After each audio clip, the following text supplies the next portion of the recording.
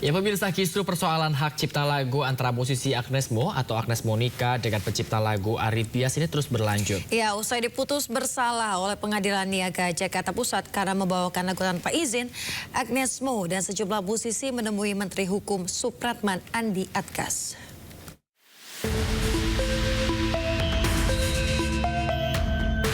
Penyanyi kenamaan Agnes Monica atau lebih dikenal dengan Agnes Mo mendatangi Menteri Hukum Supratman Andi Adgas terkait Undang-Undang Hak Cipta yang tengah menjadi perbincangan hangat. Kesempatan ini dimanfaatkan Agnes untuk mempelajari undang-undang terutama soal hak cipta. Penyanyi yang tengah merintis karir di Amerika Serikat ini menegaskan ingin mentaati regulasi yang mengatur profesinya. Sebenarnya tujuannya untuk belajar sih ya Mas dan Mbak, belajar apa sih sebenarnya undang-undang itu, karena saya warga negara Indonesia, saya maunya taat sama undang-undang kan gitu, saya berdiri bersama undang-undang. Nah tapi sayangnya karena mungkin ada kasus yang teman-teman juga tahu, pada akhirnya membuat kebingungan bukan cuman untuk saya ya, tapi juga untuk penyanyi-penyanyi lain atau pencipta-pencipta lagu lain yang juga ada di Indonesia. Karena itu sekali lagi mudah-mudahan momentum hari ini, karena bukan hanya Mbak Agnes, tapi setiap saat kami menerima berbagai macam masukan dari masyarakat. Bukan hanya dari kalangan pencipta ataupun musisi, tapi juga dari dunia akademik. Jadi nanti beberapa perguruan tinggi kami akan undang untuk memberi masukan setelah kami nanti menerima draft RUU dari parlemen. Kedatangannya kali ini juga masih berkaitan dengan kasus hukum yang menimpa dirinya baru-baru ini. Kasus berawal saat pencipta lagu Ari Tyas merasa tidak pernah menerima royalti dari Agnes untuk lagu ciptaannya berjudul Bilang Saja. Ari pun melarang Agnes membawakan lagu itu dan melaporkan Agnes ke polisi. Somasi dan laporannya tidak diindahkan Agnes, kasus pun terus bergulir ke pengadilan. Hingga Agnes diputus bersalah dan berencana melakukan kasasi ke Mahkamah Agung. Kasus Agnes Mo juga menarik perhatian publik, termasuk sejumlah musisi yang ikut bersuara di media sosial. Dari Jakarta Selatan, Helmi Sajangbati melaporkan. Kita ke informasi berikutnya, pemirsa. Polda Metro Jaya menetapkan artis Nikita Mirzani dan asistennya sebagai tersangka dalam kasus pemerasan dan pengancaman terhadap pengusaha skincare. Ya, Nikita Mirzani mangkir dalam agenda pemeriksaan perdana sebagai tersangka dan akan kembali dipanggil pekan depan.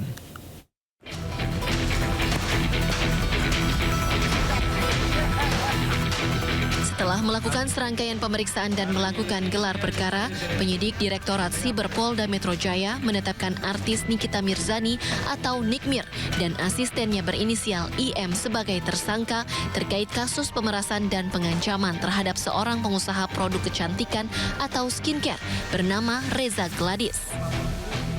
Polisi menyebut penetapan tersangka artis Nikita Mirzani dan asistennya berdasarkan alat bukti yang cukup yang dikantongi penyidik. Benar, ya, penyidik di Reserse Siber Polda Metro Jaya telah menetapkan 2 tersangka dalam proses penyidikan tersebut. Yang pertama saudari NM, yang kedua saudara IM. Ya.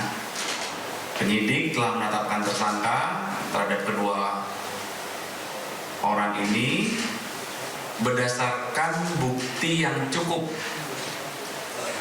dan berdasarkan hasil gelar perkara. Pekan depan, penyidik Direktorat Siber Polda Metro Jaya akan melayangkan surat panggilan kedua kepada Nikita Mirzani dan IM untuk diperiksa sebagai tersangka setelah mangkir dalam pemeriksaan yang dijadwalkan pada hari ini. Melalui kuasa hukumnya, Nikmir meminta penundaan pemeriksaan lantaran ada pekerjaan yang tidak bisa ditinggalkan atau diwakilkan. Dalam kasus ini, Nikita Mirzani dan asistennya dijerat pasal berlapis tentang dugaan tindak pidana pemerasan, Undang-Undang ITE, dan tindak pidana pencucian uang dengan ancaman paling lama 20 tahun penjara. Dari Jakarta, Den Helmi Sajangbati, iNews melaporkan. Ini setelah dirinya dan asistennya ditetapkan tersangka dalam kasus pemerasan dan pengancaman terhadap pengusaha skincare, artis Nikita Mirzani beri tanggapan di akun Instagram pribadinya. Ya, Nikita terlihat tenang dan penuh senyum. Hai guys, selamat sore. Aku kan tadi janji mau bikin video, tapi aku buru-buru karena harus bekerja. Jadi nanti aku akan bikin videonya dan akan aku posting di feed setelah aku bekerja. Dan aku juga mau ngucapin banyak-banyak terima kasih buat orang-orang yang tidak aku kenal yang sudah support aku sedemikian rupa. Terima kasih banyak. Aku cuma bisa bilang terima kasih. Dan buat orang-orang yang merasa happy atau seneng karena tahu hari ini aku ditetapkan jadi tersangka, selamat bersenang-senang menikmati ke happyan kalian ya. Aku kerja dulu, nanti habis itu aku bikin video. Sebelum ditetapkan sebagai tersangka atas kasus pemerasan dan pengancaman terhadap pengusaha skincare, artis Nikita Mirzani sudah sering terjerat kasus hukum. Ya, ini ia bahkan sudah 3 kali mendekam di penjara, pemirsa.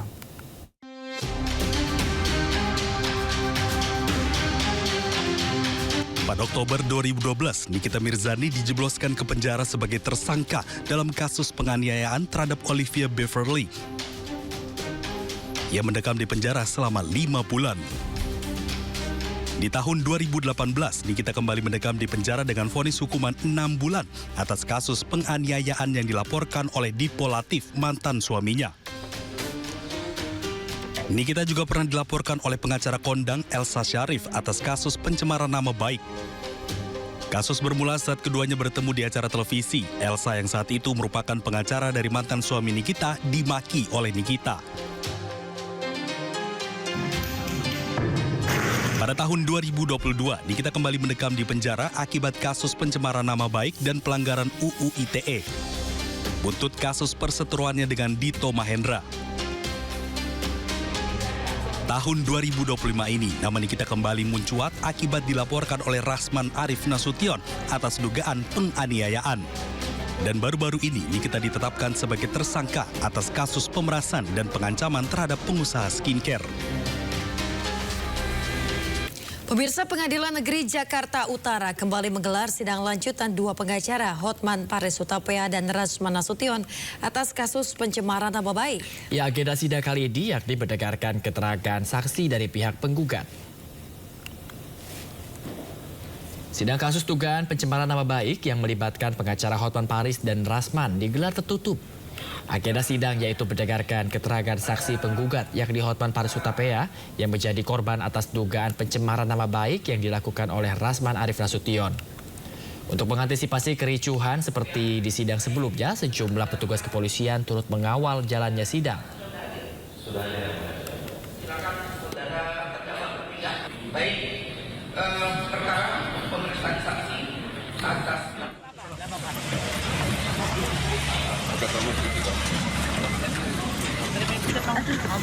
Sedikit aja Bang Hotman. Ya, pemirsa, namun dalam sidang lanjutan hari ini harus ditunda lantaran Hotman Paris yang menjadi saksi korban dalam sidang tengah sakit dan langsung dibawa keluar persidangan untuk mendapatkan perawatan. Sidang akan dilanjutkan pada Kamis 27 Februari mendatang. Sedikit aja Bang Hotman. Bang Hotman, tadi gimana Bang jalanan sidang Bang? Bang Hotman. Gubernur Jawa Barat Deddy Mulyadi langsung bergerak cepat di hari pertama masa jabatannya pasca pelantikan. Ya, Deddy mencopot Kepala SMA Negeri 6 Depok karena melanggar surat edaran gubernur terkait larangan siswa bepergian ke luar provinsi.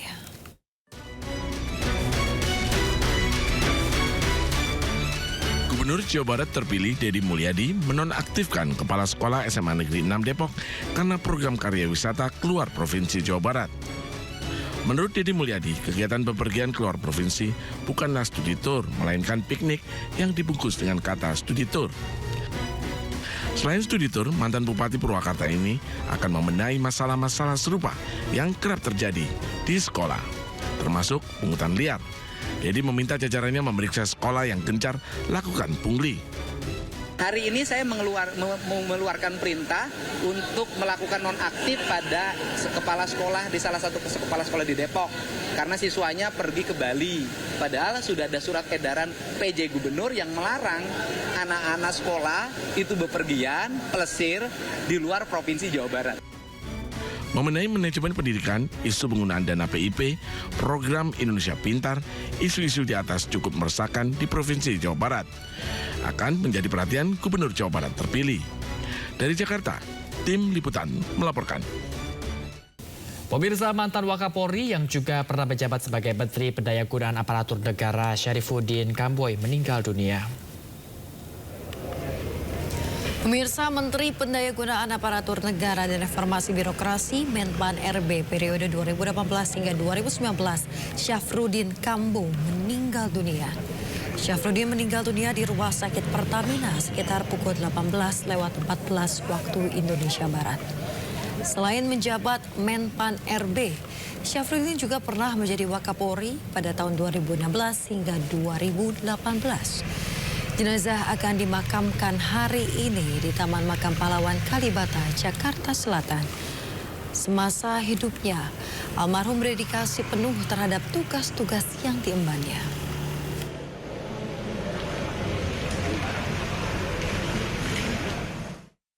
Pemirsa, kisru eksekusi tanah di Kabupaten Bekasi terus bergulir. Ya, Pengadilan Negeri Cikarang dituding tidak melakukan prosedur eksekusi hingga mengakibatkan sejumlah bangunan dan lahan warga jadi salah sasaran. Pengukuran tanah yang seharusnya dilakukan sebelum eksekusi justru diabaikan.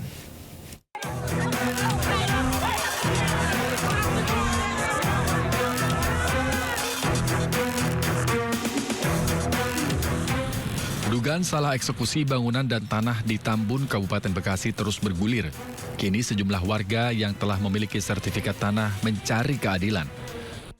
Oke, ini adalah sertifikat dari tanah dari milik Ibu Asma yang kemarin bulan Januari dibongkar oleh Pengadilan Negeri ya Bu ya. PN Cikarang begitu. Baik. Nah, ini membuktikan kalau Ibu sebenarnya adalah pemilik sah dari tanah ini. Langkah-langkah berikutnya apa ini, Bu? Ini kan sudah dieksekusi, sementara Ibu sudah punya sertifikat hak milik nih, sah menurut negara. Apa langkah-langkah Ibu ke depan? Minta diganti. Rumah saya seperti semula. Sementara korban lainnya yang kami temui bahkan telah meminta surat keterangan kepada BPN Kabupaten Bekasi untuk memastikan status tanah dan bangunan miliknya. Informasi dari BPN menyatakan sertifikat saya tidak terjadi blokir, tidak terjadi sita, tidak terdapat riwayat kasus. Nah, saya juga bingung atas eksekusi ini. Tim Delik bertemu Kepala Kantor Tanah ATR BPN Kabupaten Bekasi, Darman Simanjuntak. Kepada kami, pihak BPN setempat menyatakan Pengadilan Negeri Cikarang telah salah mengeksekusi sejumlah bangunan dan lahan warga. Dan alas haknya setelah kami teliti tidak sama dengan alas hak dari penerbitan M awal, yaitu 325. Jadi memang ini dua hal yang berbeda, Mas. MA mengaku telah memberikan surat kepada kantor BPN Kabupaten Bekasi perihal eksekusi lahan. Berdasarkan berita acara Konstatering tanggal 14 September 2022, Konstatering telah dapat dilaksanakan tanpa dihadiri oleh termohon eksekusi dan BPN. Sehingga pendapat yang mengatakan BPN tidak dilibatkan dalam proses eksekusi adalah pendapat yang salah. Sementara pihak ATR BPN Kabupaten Bekasi membantah keterangan MA. Inilah yang harus kita luruskan ya. Memang ada peraturan di PP 18 tahun 2021 di pasal 93 ayat 2 bahwa sebelum eksekusi panitera wajib terlebih dahulu memohon pengukuran ke BPN. Pelanggaran yang dilakukan Pengadilan Negeri Cikarang ini langsung menjadi perhatian anggota DPR RI Rieke Diah Pitaloka. Mendampingi para korban, Rieke menyayangkan proses eksekusi oleh Pengadilan Negeri Cikarang yang tidak sesuai prosedur. Padahal ingat loh nih ya, PN dimanapun berada terhadap eksekusi, sebelum eksekusi itu pasal 93 ayat 2 PP 18/2021, sebelum melaksanakan eksekusi panitra wajib mengajukan pengukuran. Ngajuin pengukuran, enggak. Tugas BPN yang mengukur udah ada di lapangan, udah bawa alat ukur enggak, juga enggak diminta ngukur gitu. Jadi ini indikasi kuatnya maladministrasi. Menurut Konsorsium Pembaruan Agraria KPA, menyebut konflik lahan tersebar hampir di setiap daerah. Siapapun yang telah mengantongi sertifikat wajib mewaspadai modus mafia tanah. Seringkali ini pengadilan juga jadi ruang berkembang biaknya praktek-praktek mafia tanah. Misalnya ada kelompok mafia tanah itu bisa misalnya pura-pura bersengketa dua belah pihak gitu, padahal mereka adalah sesama mafia tanah itu sendiri hanya untuk mendapatkan putusan inkrah pengadilan. Dengan maraknya aksi mafia tanah, kini memiliki sertifikat tanah tidak menjamin keamanan aset. Maka sebaiknya lakukan pengecekan sertifikat berkala ke kantor BPN demi menjaga keamanan aset tanah. Dari Jakarta dan Bekasi melaporkan. Ya, pemirsa, Komisi Pemberantasan Korupsi akhirnya menahan Sekjen PDIP Hasto Kristianto selama 20 hari ke depan usai diperiksa sebagai tersangka. Ya, sebelumnya Hasto sempat mengajukan pra-peradilan terkait penetapan tersangka namun ditolak, dan berikut perjalanan kasus yang menjerat Hasto Kristianto.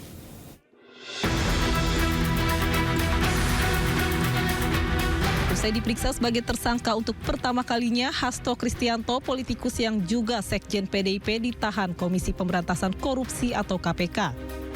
Dalam konferensi pers usai penahanan, Ketua KPK Setio Budianto menjelaskan sejumlah kasus yang menjerat Hasto hingga harus dilakukan penahanan.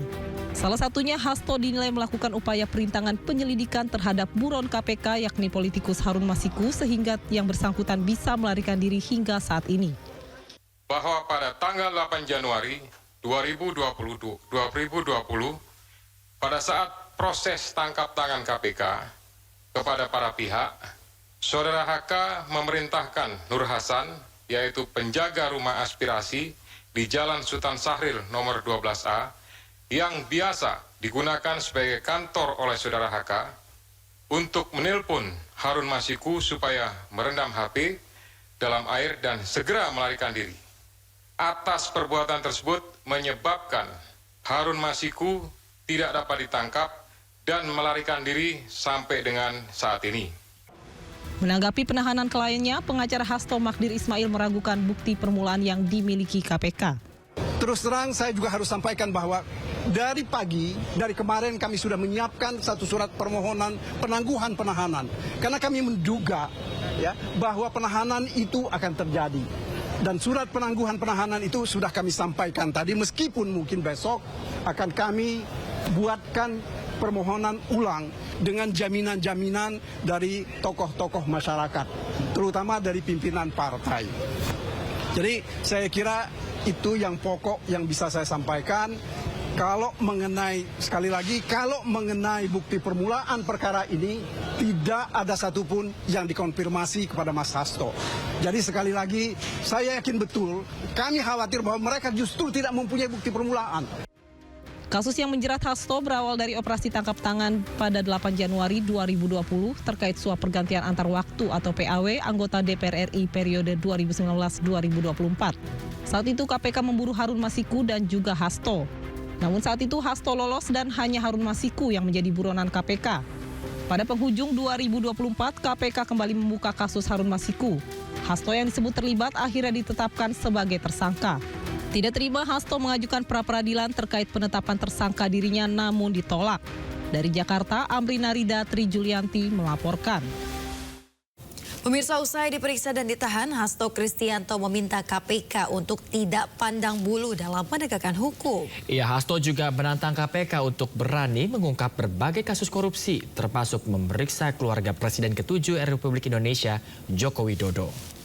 Karena itulah sejak awal saya katakan bahwa sebagai Sekjen PDI Perjuangan, saya dengan kepala tegak siap menerima konsekuensi apapun bagi Indonesia raya kita. Karena Indonesia dibangun dengan pengorbanan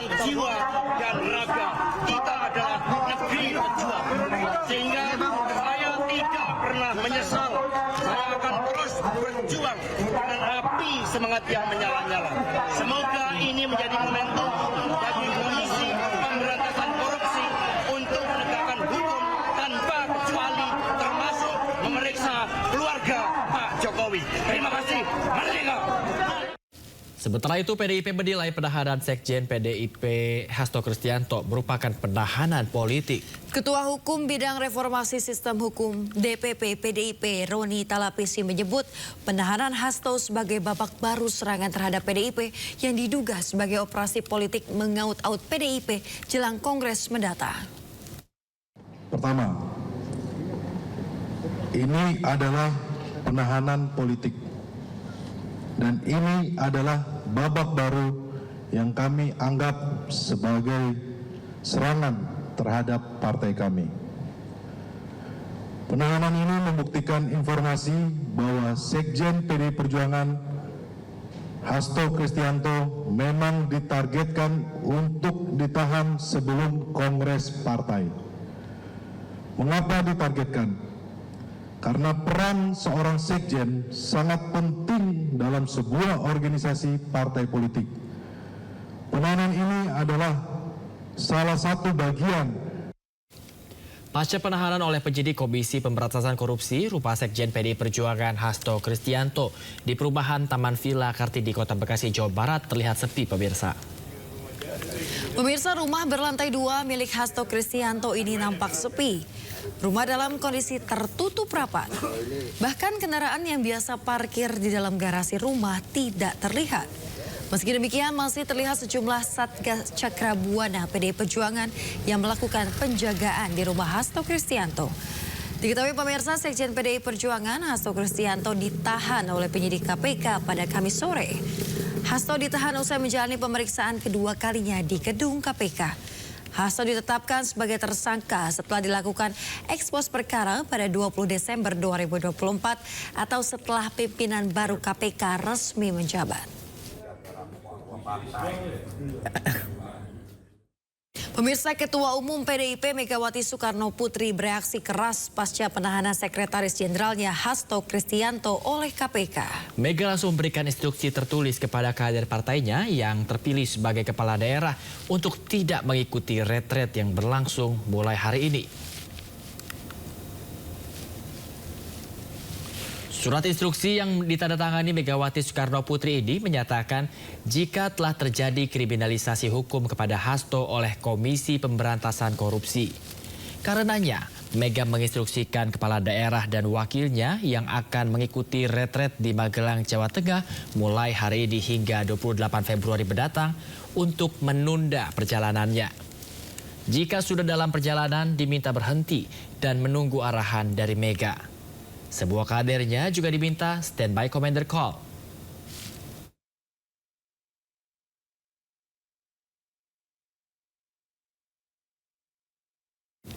Sebelum ditahan, Sekjen PDIP ajukan pra-peradilan namun ditolak oleh Hakim PN Jakarta Selatan. Sementara Ketua Umum PDI Perjuangan Megawati Soekarno Putri sempat menyebut akan mendatangi KPK jika Hasto ditahan. Kabur atau tidak jelas, menyatakan permohonan pra-peradilan pemohon tidak dapat diterima, maka persidangan selesai dan ditutup. Hakim Tunggal Pengadilan Negeri Jakarta Selatan menolak pra-peradilan Hasto Kristianto 13 Februari lalu. Hakim menyatakan pra-peradilan Hasto kabur atau tidak jelas. Ditolaknya pra-peradilan ini, status tersangka Hasto sah. KPK pun kembali memanggil Hasto untuk diperiksa pada Senin 17 Februari lalu. Namun, Sekjen PDIP ini tidak hadir karena mengaku telah mengajukan pra-peradilan kedua di hari tersebut. PDIP pun meminta KPK menghormati proses hukum yang berlaku. Penyidik KPK mengirimkan panggilan. Oleh sebab itu, kami meminta agar pihak KPK menghormati proses hukum yang ada, karena belum ada putusan pengadilan terkait menguji sah tidaknya status tersangka dari Mas Hasto Kristianto. Terkait kasus dugaan suap dan perintangan penyidikan yang menjeratnya Hasto, kasus ini merupakan bentuk kriminalisasi dan tak terlepas dari kepentingan politik kekuasaan. Namun Hasto menekankan akan kooperatif dalam menjalani proses hukum. Pada Kamis 20 Februari 2025, Hasto penuhi panggilan KPK dan diperiksa hingga akhirnya ditahan.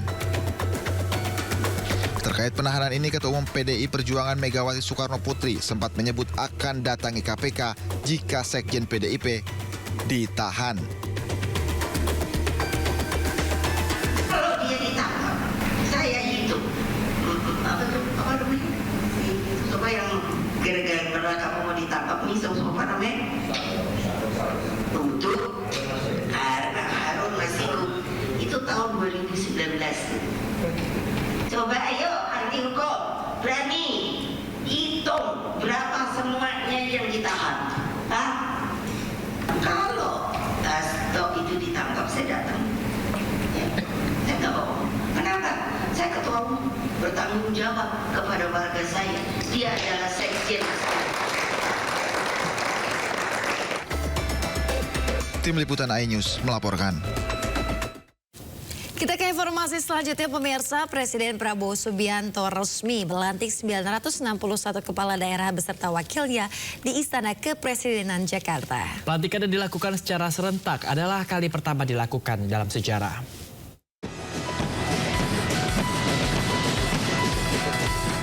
Pelantikan kepala daerah digelar di halaman tengah Istana Kepresidenan Jakarta Pusat Kamis pagi. Sebanyak 961 kepala daerah yang dilantik terdiri atas gubernur, wali kota, bupati, beserta para wakilnya untuk masa jabatan 2025-2030. Diawali prosesi kirap dari Monumen Nasional menuju ke Istana. Kemudian Presiden Prabowo Subianto memimpin pengambilan sumpah jabatan para kepala daerah. Sebanyak 6 perwakilan kepala daerah maju untuk menandatangani berita acara pelantikan sebagai simbolis dan penyematan tanda pangkat. Di antaranya Gubernur Lampung Rahmat Mirzani Jausal, Gubernur Maluku Utara Shirley Juanda, Wali Kota Singkawang Chow Chui Mi, Bupati Karangasem I Gusti Putu Parwata, Wali Kota Manado Andre Angau, dan Bupati Merauke Joseph P. Gipse. Dalam pidatonya, Presiden Prabowo Subianto meminta para kepala daerah untuk bersatu meski memiliki perbedaan politik. Prabowo turut mengingatkan para kepala daerah untuk bekerja dan membela kepentingan rakyat. Saudara dipilih, saudara adalah pelayan rakyat, saudara adalah abdi rakyat, saudara harus membela kepentingan rakyat, saudara harus menjaga kepentingan rakyat kita. Saudara harus berjuang untuk perbaikan hidup mereka. Itu adalah tugas kita. Itu adalah tugas kita. Pelantikan serentak ditutup dengan pemberian ucapan selamat dari Presiden Prabowo beserta Wakil Presiden Gibran Rakabuming. Turut hadir dalam acara ini para pemimpin lembaga negara dan para menteri Kabinet Merah Putih beserta para ketua umum partai politik. Kepala daerah terpilih, baik gubernur, wali kota maupun bupati, resmi mengemban tanggung jawab untuk menyejahterakan rakyat. Sejumlah kepala daerah menyatakan siap untuk memberikan yang terbaik bagi masyarakat dalam program kerjanya masing-masing. Programnya itu yang harus sampai kepada rakyat, mensejahterakan masyarakat. Itu yang paling penting tadi dari Pak Presiden yang kami tangkap itu. Cerah hati kita. Tadi saya sebutkan. Mudah-mudahan semuanya lancar ya. Wali kota. Apa yang telah kita ketemu masyarakat kan pasti mereka punya aspirasi, ya itu harus kita sambungkan lah, pokoknya harus semua terpenuhi gitu. Ada 17 program prioritas unggulan kami, yaitu salah satunya bangunan rumah layak huni 200 unit per tahun, kemudian baju seragam sekolah gratis, kemudian satu kecamatan satu ekskavator, dan mudah-mudahan kami akan bisa laksanakan, kami akan lakukan tentunya untuk kesejahteraan masyarakat Kabupaten Nunukan. Pemirsa, 961 pasangan kepala daerah yang baru dilantik mulai hari ini menjalani retret di Akademi Militer Magelang, Jawa Tengah. Retret yang akan digelar sepekan sebagai pembekalan dan peningkatan kapasitas kepemimpinan para kepala daerah dan wakil terpilih.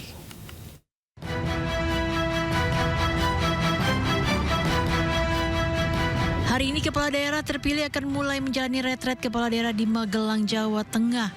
Kegiatan retret yang akan diikut kepala daerah yang baru dilantik ini memiliki sejumlah agenda, salah satunya pembekalan dan peningkatan kapasitas kepemimpinan. Selain menyiapkan sejumlah barang yang akan digunakan seperti pakaian dan seragam, para kepala daerah mengaku siap mengikuti seluruh rangkaian kegiatan retret. Salah satunya Wakil Bupati Indramayu, Luki Hakim. Senior-senior, yang saya lihat tuh narasumbernya banyak yang dari kabinet, dari guru besar, mungkin juga dari TNI dan Polri. Itu memang penting, jadi persiapannya harus fokus, jangan sampai cuma kita hadir badannya, tapi pikirannya kemana, ngantuk. Februari, jadi itu dari pagi sampai malam. Ini materi yang bermanfaat dan penting tentang tentu wawasan kebangsaan, terus kepemimpinan leadership, terus juga membedah anggaran. Presiden Prabowo pun dijadwalkan hadir pada 27 hingga 28 Februari 2025 untuk memberikan arahan kepada para kepala daerah. Sementara guna mengamankan kegiatan retret kepala daerah, sebanyak 937 pasukan TNI Polri disiagakan. Kapolresta Magelang Kombes Herbin Sianipar menuturkan pengamanan akan disebar di sepanjang jalur masuk Magelang hingga ke kota Magelang. Dalam rangka pengamanan retreat atau orientasi kepemimpinan kepala daerah dan wakil kepala daerah tahun 2020 wujud kesiapan kami dan sinergitas kami dalam melaksanakan kegiatan pengamanan. Seperti kita sampaikan pada saat apel gelar pasukan, kita sudah mempersiapkan 937 personil Polri dibantu dengan teman-teman dari Kodim, Sub dan Satpol PP. 430 personil ini kita sebar di sepanjang jalur dan juga untuk pengamanan. Para kepala daerah ini dijadwalkan menjalani retret selama sepekan hingga 28 Februari 2025 mendatang. Dengan diisi pemateri dari para menteri, Kapolri, Panglima TNI hingga Presiden Prabowo. Tim Liputan iNews melaporkan. Kepala daerah yang telah dilantik Presiden Prabowo Subianto akan mengikuti retret selama 7 hari di Akmil Magelang, Jawa Tengah. Ya, namun program tersebut menuai kontroversi di masyarakat karena dinilai menjadi pemborosan di tengah efisiensi. Lantas bagaimana penerapan dari program ini? Semuanya akan dirangkum dalam Apa Kata Fakta bersama Naura Syafika.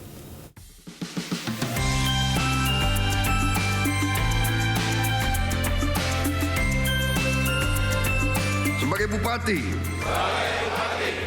sebagai wakil bupati, sebagai wali kota, sebagai wakil wali kota, dengan sebaik-baiknya dan seadil-adilnya.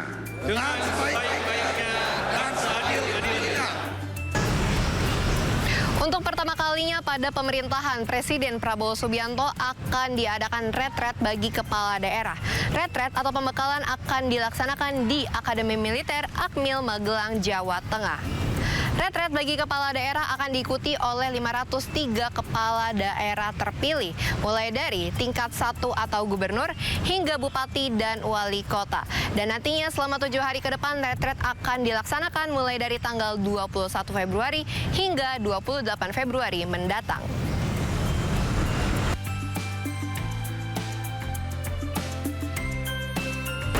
Namun program ini menuai banyak sorotan dikarenakan dinilai menjadi salah satu pemborosan di tengah-tengah pemerintah mengeluarkan kebijakan efisiensi dengan melakukan pengetatan dan pemotongan anggaran. Retret bagi kepala daerah ini memakan biaya Rp2.750.000 per orang ya untuk keperluan akomodasi, konsumsi hingga seragam. Sehingga secara keseluruhan untuk biaya 7 hari penyelenggaraan retret memakan biaya 11,1 miliar rupiah. Dan ini akan dikeluarkan oleh APBN dan tidak termasuk untuk biaya wakil kepala daerah yang nantinya akan dilaksanakan di 2 hari terakhir retret di Akmil Magelang.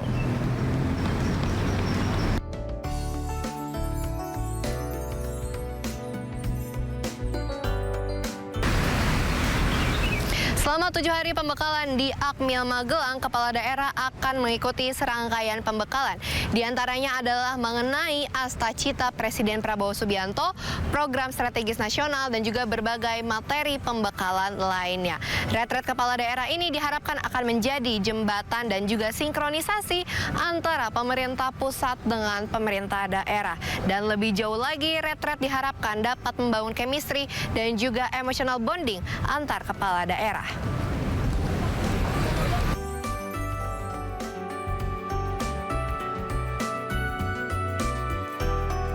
Pemirsa, program retret kepala daerah memang menjadi sangat kontradiktif di tengah-tengah pemerintah yang sedang menggalakkan efisiensi, bahkan melakukan pemotongan anggaran di berbagai pos penting.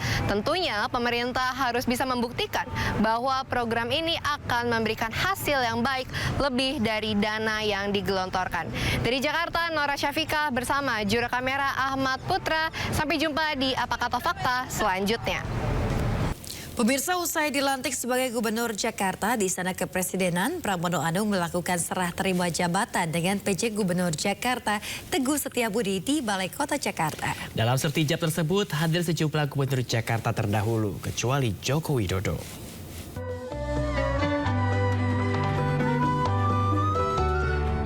Usai dilantik sebagai Gubernur Jakarta 2025-2030 di Istana Kepresidenan, Pramono Anung melakukan sertijab di Balai Kota Jakarta. Didampingi Wakil Gubernur Jakarta Rano Karno, Pramono melakukan sertijab dengan PJ Gubernur Jakarta Teguh Setiabudi. Pramono dan Rano pun berjanji berupaya memenuhi janji-janji kampanye dalam 100 hari kerja ke depan. Mulai dari penyaluran Kartu Jakarta Pintar, Kartu Jakarta Sehat, pemutihan ijazah bagi warga yang membutuhkan, membangun balai rakyat, memberikan makan siang gratis, hingga menerapkan taman 24 jam di 5 wilayah. Saya menghaturkan sungguh-sungguh terima kasih tentang sesuatu yang sudah berjalan dengan baik dan tercermin pada hari ini ketika serah terima jabatan. Yang hadir adalah tokoh-tokoh yang telah mempunyai kontribusi panjang bagi Jakarta. Dalam sertijab ini turut hadir sejumlah Gubernur Jakarta terdahulu, diantaranya Anies Baswedan, Sutioso hingga Fauzi Bowo. Kehadiran para mantan pemimpin ibu kota ini menjadi simbol keberlanjutan kepemimpinan Jakarta di bawah Pramono Anung dan Rano Karno.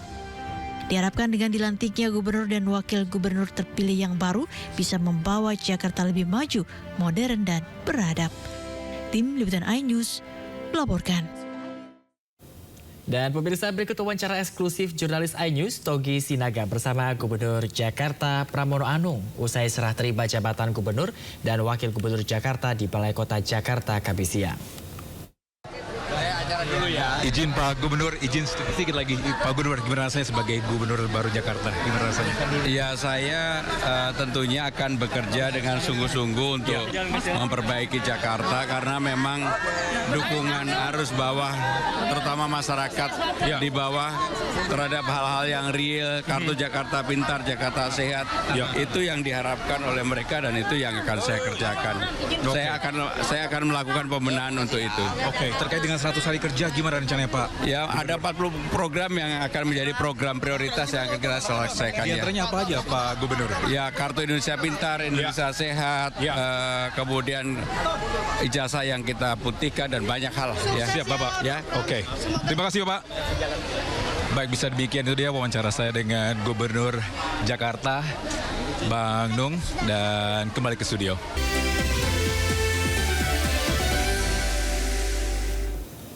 Ya pemirsa, terima kasih Anda masih di Sindo Today. Pemirsa, kita ke informasi lainnya. Unjuk rasa mahasiswa menuntut evaluasi kebijakan efisiensi anggaran terjadi di sejumlah daerah. Di Indramayu, Jawa Barat, pemirsa, demo ratusan mahasiswa berlangsung ricuh karena masa mencoba mendobrak pintu masuk kantor DPRD. Sementara di Yogyakarta, ribuan mahasiswa memprotes kebijakan efisiensi pemangkasan anggaran yang berdampak di berbagai bidang, termasuk kemajuan pendidikan.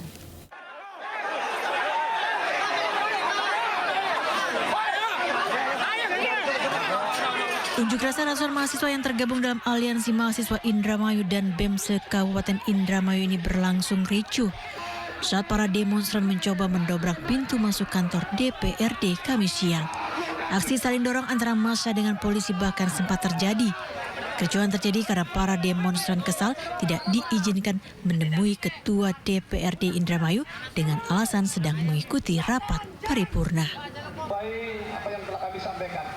Kericuhan baru bisa diredam setelah Ketua Dewan dan Wakil Anggota Dewan menemui ratusan mahasiswa. Para mahasiswa ini menuntut pemerintah mengevaluasi kebijakan efisiensi anggaran, salah satunya efisiensi anggaran pendidikan.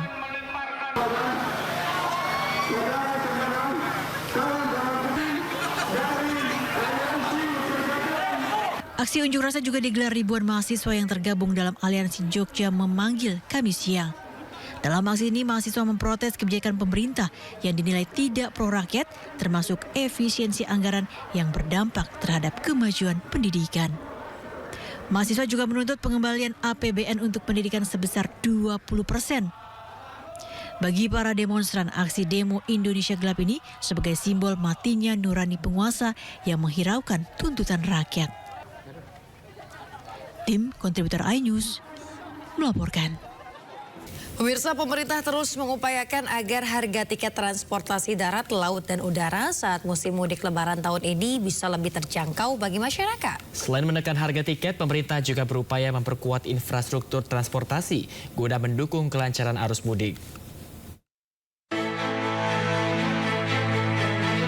Menghadapi musim mudik Lebaran 2025, pemerintah terus mengupayakan agar harga tiket transportasi laut dan udara bisa lebih terjangkau bagi masyarakat. Untuk mewujudkan hal tersebut, sejumlah kementerian terkait terus merancang skema yang dapat menekan harga tiket.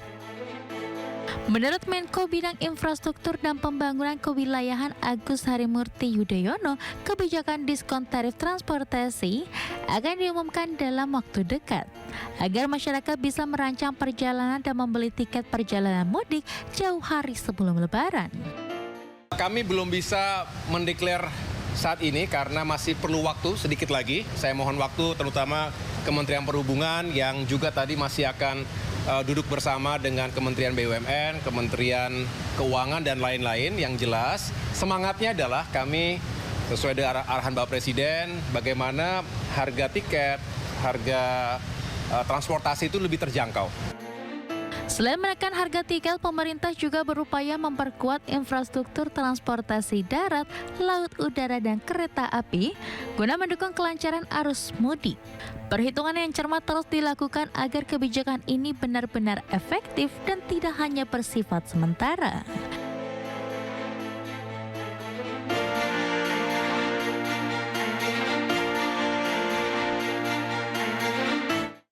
Kementerian Pekerjaan Umum akan menambah 58 km tol dibuka fungsional alias gratis selama periode libur Lebaran 2025. Ya, langkah ini untuk mendukung kelancaran arus mudik dan juga arus balik.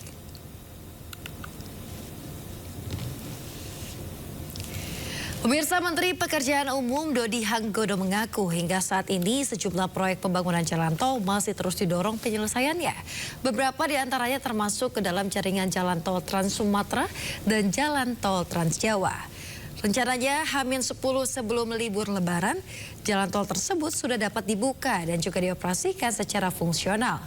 Kementerian PU juga telah meninjau beberapa lokasi pembangunan tol untuk memastikan jalannya proses pembangunan tersebut.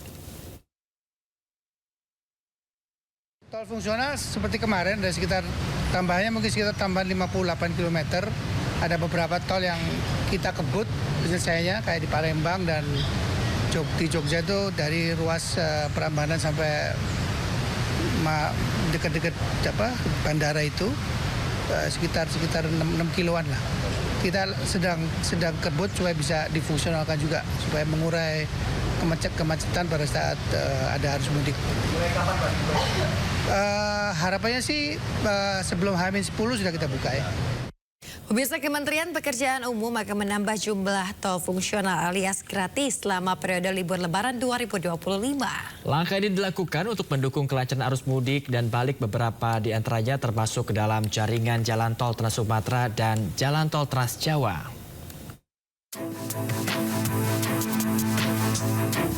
Kementerian Pekerjaan Umum akan menambah 58 km tol dibuka fungsional alias gratis pada periode libur Lebaran 2025. Langkah ini untuk mendukung kelancaran arus mudik dan balik. Berdasarkan data Kementerian Pekerjaan Umum, tol operasional kuartal pertama 2025 yang dibuka gratis periode libur Lebaran. Di antaranya tol Binjai Langsa seksi 3 Tanjung Pura Pangkalan Berandan sepanjang 19 km.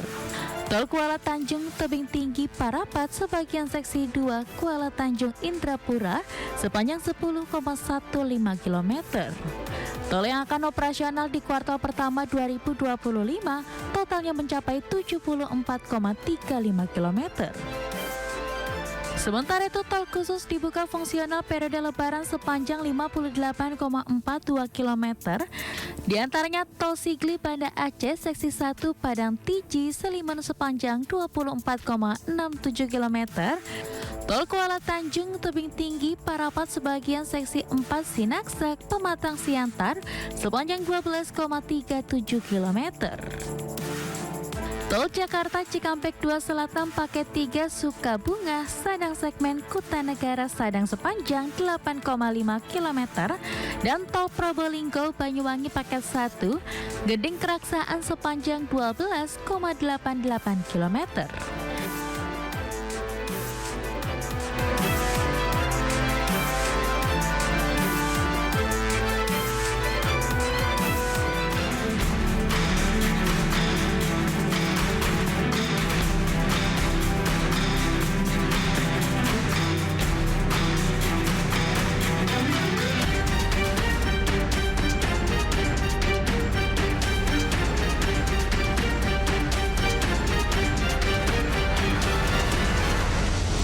Pemirsa, laga lanjutan Liga Futsal Profesional 2024-2025 pekan ke-6 kembali digelar di Istora Papua Bangkit, Jayapura, Papua.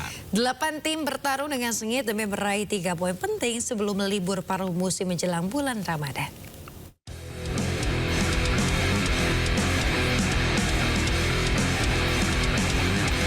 Laga pertama pada lanjutan Liga Futsal Profesional 2025 pekan ke-6 di Istora Papua Bangkit, Jayapura, Papua menyuguhkan pertandingan sengit antara Sadakata FC melawan Halus FC. Sadakata yang memerlukan poin penuh untuk bersaing di papan atas bertemu dengan Halus FC yang butuh 3 poin agar terhindar dari zona degradasi. Kejar mengejar skor terjadi sepanjang laga, namun Dewi Fortuna masih berpihak kepada Sadakata FC yang mampu menang tipis 4-3. Pada laga kedua, tim tuan rumah Black Steel FC mengamuk saat bertemu Tiga Raja United. Bermain dengan dukungan penuh supporter, Black Steel mampu mengobrak-abrik pertahanan Tiga Raja United dengan mencetak 5 gol tanpa balas.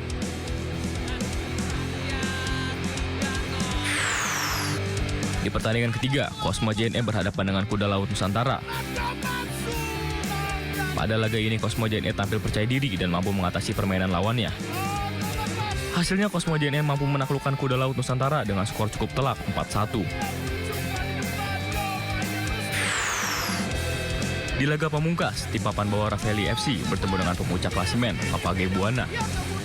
Ravelli FC tak mampu membendung serangan demi serangan yang dilancarkan Papage Banua, sehingga harus menyerah dengan skor 1-3. Tim Liputan iNews melaporkan. Pemirsa, bagi Anda pecinta otomotif masih ada waktu untuk merasakan atmosfer pameran otomotif terbesar di Jakarta. Ya, ini Anda bisa sambil melihat kendaraan keluaran terbaru. Anda juga bisa menonton langsung atraksi komunitas yang menarik hingga berfoto di atas kendaraan taktis.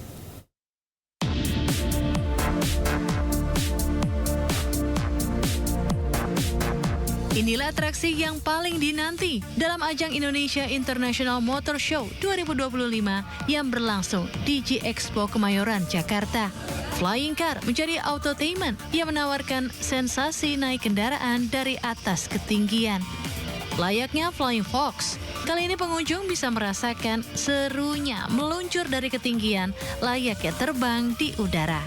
Tak perlu khawatir, bagi Anda yang penasaran ingin mencoba, tentunya aman karena dilengkapi dengan helm dan instruktur yang handal. Di Infinite Life Area, pengunjung juga bisa menikmati atraksi dari berbagai komunitas otomotif. Salah satunya ada Burnout Show. serta unjuk kebolehan dengan menggunakan kendaraan custom. Kalau on sendiri sih dia bakar ban sampai asapnya keluar semua. Sampai asapnya keluar semua. Nah, bagi Anda yang membawa keluarga, di sini juga bisa menjadi sarana edukasi berbagai jenis mobil hingga berfoto dengan kendaraan taktis. Untuk edukasi juga, kebetulan kan IMS ini kan rutin ya tiap tahun. Jadi sekalian bawa anak-anak, sekalian melihat apakah teknologi terbaru untuk kendaraan semasa kini lah, terkini gitu. Setelah puas melihat atraksi yang seru, saya pun nggak mau ketinggalan untuk melihat-lihat apa saja kendaraan yang ada. Ratusan mobil dan motor hadir dengan tampilan dan teknologi tercanggih. Mulai dari mobil listrik hingga teknologi hybrid electric vehicle. Mobil listrik termasuk hybrid memang trennya kan terus meningkat ya. Jadi 2023 dan 2024 tuh mengalami peningkatan. Seperti Toyota tuh lebih dari 20%. IMS 2025 masih akan berlangsung hingga 23 Februari mendatang. Tiket dapat dibeli mulai dari harga Rp50.000 untuk weekdays dan Rp90.000 untuk weekend. Sementara itu untuk atraksi show IMS dapat membeli tiket tambahan di lokasi. Dari Jakarta, Naura Syafika dan Dimas Winardi melaporkan. Ramadan tiba, sebentar lagi ya. Betul sekali Bayu. Nah, tapi di bulan Ramadan ini belum juga tiba, namun pasar grosir Tanah Abang nih sudah ramai pembeli mencari baju lebaran. Iya, ada sedikit bocoran nih buat Bayu dan juga pemirsa yang tengah hunting baju lebaran. Warna burgundy diyakini menjadi tren dalam lebaran di tahun ini.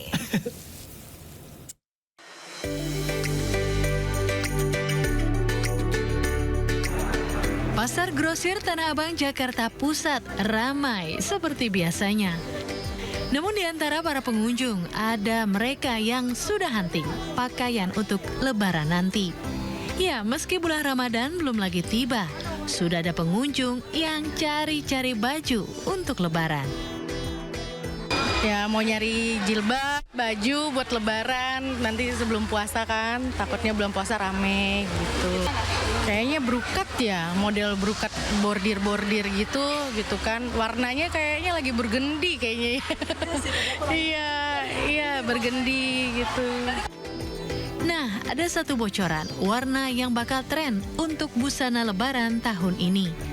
Setelah sage, shimmering, kini ada warna burgundy yang diperkirakan bakal mendominasi. Tanya mencari tahu tren warna dan desain terbaru.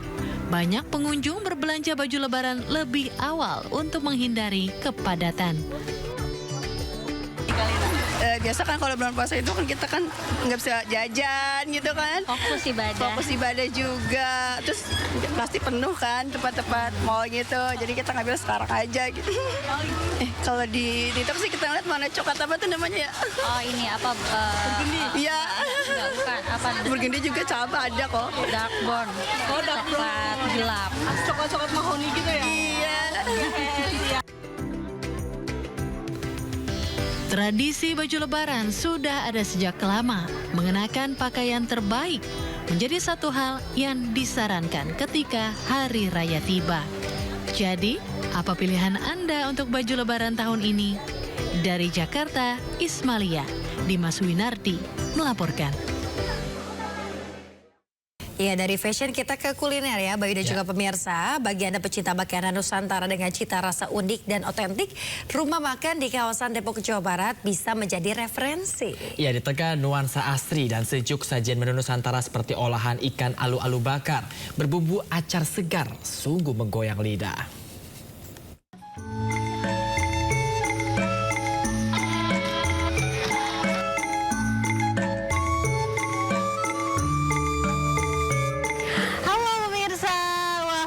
Kali ini saya mau ngajakin pemirsa untuk makan di salah satu restoran legendaris yang sudah ada sejak tahun 70-an. Dan menu makanannya juga beragam, ada berbagai macam makanan Sunda dan juga seafood. Wah, seperti apa ya nanti makanannya, enak atau enggak? Penasaran kan? Ikuti saya. Let's go! Tiba di restoran, pengunjung dimanjakan suasana asri dan sejuk. Mengusung konsep live seafood, pengunjung bisa memilih berbagai ikan untuk diolah sesuai menu yang diinginkan.